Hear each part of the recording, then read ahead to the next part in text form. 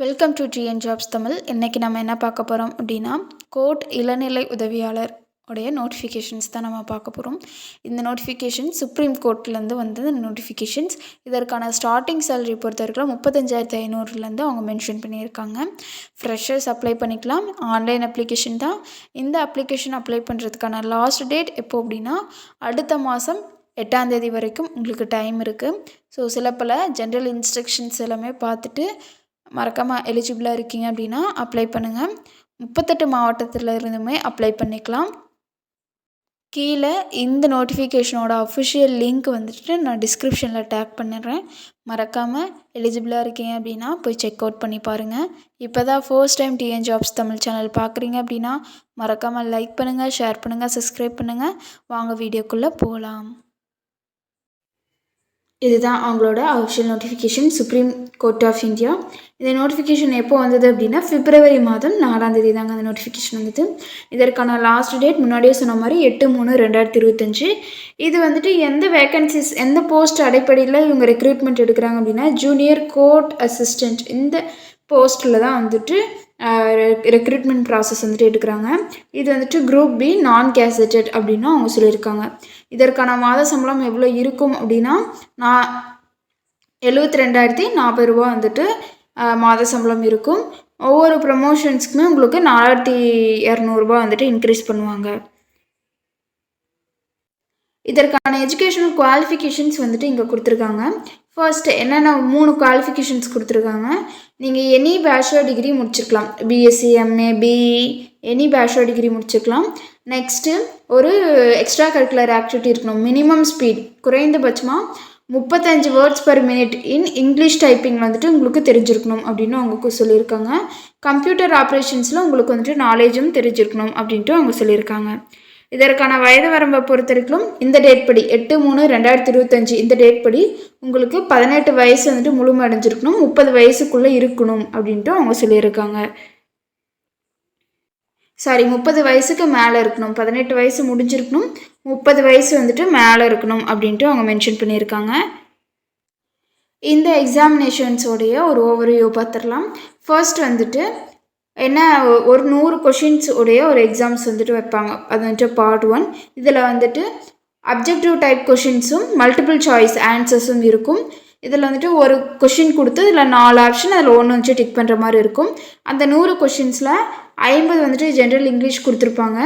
அந்த general இங்கிலீஷோட comprehensions, அதாவது ஒரு பேராகிராஃபாக கொடுத்து அதில் கொஷின் கேட்டிருப்பாங்க. அந்த கொஷின் படி நம்ம ஆன்சர் பண்ணணும். அந்த ஆன்சர் எல்லாமே அந்த பேராகிராஃபில் தான் இருக்கும். அதுதான் வந்துட்டு காம்ப்ரிஹென்ஷன். நெக்ஸ்ட்டு மற்ற 25 கொஷின்ஸ் வந்துட்டு ஜென்ரல் ஆப்டிடியூட். அதுக்கப்புறம் இன்னொரு 25 கொஷின்ஸ் வந்துட்டு ஜென்ரல் நாலேஜ். டோட்டலாக 100 கொஷின்ஸ். அது வந்துட்டு நீங்கள் 2 மணி நேரம் எழுதுவீங்க.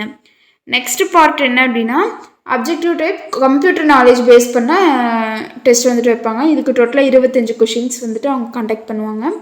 நெக்ஸ்ட்டு டைப்பிங் டெஸ்ட் வைப்பாங்க.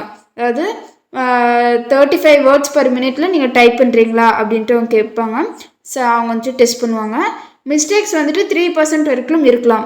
ஓகேங்களா, 3%க்கு மேலே இருந்தது அப்படின்னா நீங்கள் வந்துட்டு எலிஜிபிள் கிடையாது. அது வந்துட்டு 10 minutes வந்துட்டு அந்த எக்ஸாம் நடக்கும். நெக்ஸ்ட்டு டிஸ்கிரிப்டிவ் டெஸ்ட் வந்துட்டு வைப்பாங்க. அந்த டிஸ்கிரிப்டிவ் டெஸ்ட் பார்த்தோம் அப்படின்னா இங்கிலீஷ் லாங்குவேஜில் தான் இருக்கும். அதில் என்னென்னலாம் இருக்கும் அப்படின்னா, காம்ப்ரிஹென்ஷன் பேசேஜ் இருக்கும், ப்ரிசைஸ் ரைட்டிங், எஸ்ஏ ரைட்டிங் அப்படின்ட்டு இந்த 3 டாபிக் கொடுத்து அவங்க வந்துட்டு டிஸ்கிரிப்டிவ் டெஸ்ட் வந்துட்டு கண்டக்ட் பண்ணுவாங்க. இதற்கான டைமிங் பார்த்தோம் அப்படின்னா டோட்டலாக 2 hours வந்துட்டு நீங்கள் எழுதுகிற மாதிரி இருக்கும் அந்த டெஸ்ட்டு. இதில் இந்த அப்ஜெக்டிவ் டைப் அந்த ரிட்டன் டெஸ்ட்லேயும் அந்த அப்ஜெக்டிவ் டைப் கம்ப்யூட்டர் நாலேஜ் அந்த டெஸ்ட்லேயும் யார் வந்துட்டு குவாலிஃபை ஆகுறாங்களோ அவங்க மட்டும்தான் டைப்பிங் டெஸ்ட்டுக்கு வந்துட்டு கால்ஃபர் பண்ணுவாங்க. டைப்பிங் டெஸ்ட்டுக்கும் டிஸ்கிரிப்டிவ் டெஸ்ட்டுக்கும் உங்களை வந்துட்டு கால்ஃபர் பண்ணுவாங்க அப்படின்ட்டு அவங்க சொல்லியிருக்காங்க. அப்போது அந்த ரெண்டுமே வந்துட்டு எலிஜிபிள் பேப்பரை வச்சுருக்காங்க. இது முழுக்க முழுக்க ஆன்லைன் ரிஜிஸ்ட்ரேஷன் அப்படிங்கிறதுனால அவங்களுடைய அஃபிஷியல் வெப்சைட் இங்கே கொடுத்துருக்காங்க, www.sci.gov.in. ஃபீஸ் பேமெண்ட்டை பொறுத்த வரைக்கும் அப்ளிகேஷன் ஃபீ பார்த்தோம் அப்படின்னா 1000 ரூபாய். யார் யாருக்கு அப்படின்னா ஜென்ரல் கேண்டிடேட்ஸ் அண்ட் ஓபிசி கேண்டிடேட்ஸ்க்கு வந்து 1000 ரூபாய். மற்ற candidates SC, ST, ex service men's, differently abled, freedom fighter candidates, ஓகேங்க, அவங்களுக்கு எல்லாத்துக்கும் 250 ரூபாய் வந்துட்டு அவங்க சார்ஜ் பண்ணுறாங்க.